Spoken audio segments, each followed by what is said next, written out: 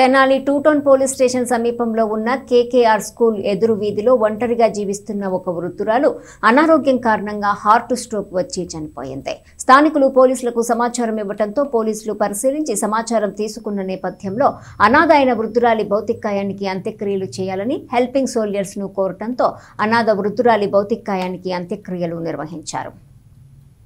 Two town పరిధిలో KKR school ఎదురు వీధిలో ఉంటున్న అనాథ వృద్ధురాలు చనిపోవడంతో ఆమె భౌతికాయానికి హెల్పింగ్ సోల్జర్స్ టీం అంత్యక్రియలు నిర్వహించింది.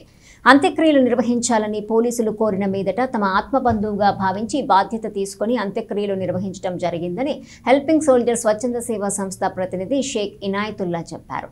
ఇదే కాకుండా తెనాలి పట్టణంలో అనేక సేవా కార్యక్రమాలు చేస్తూ అనాథ శవాలకు అంత్యక్రియలు నిర్వహించామని తెలియజేశారు. మేము చేస్తున్న సేవా కార్యక్రమాలు అన్నింటికీ సహాయ సహకారాలు అందిస్తున్న దాతలకు హెల్పింగ్ సేవా సంస్థ కృతజ్ఞతలు తెలిపింది. ఈ కార్యక్రమంలో శివ, తేజ, ఆంజనేయులు, విన్నీ, సుధాకర్ పాల్గొన్నారు.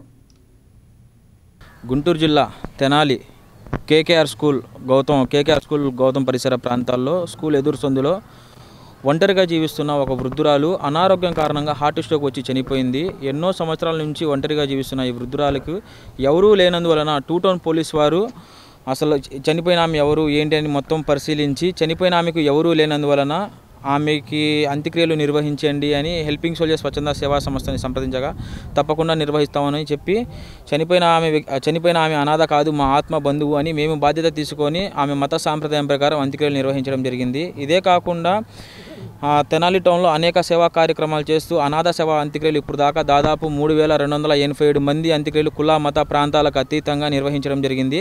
మేము చేస్తున్న సేవా కార్యక్రమాలన్నిటికీ సహాయ సహకారాలు అందిస్తున్న దాతలందరికీ హెల్పింగ్ సోల్జర్స్ స్వచ్ఛంద సేవా సంస్థ నుంచి హృదయపూర్వక ధన్యవాదాలు.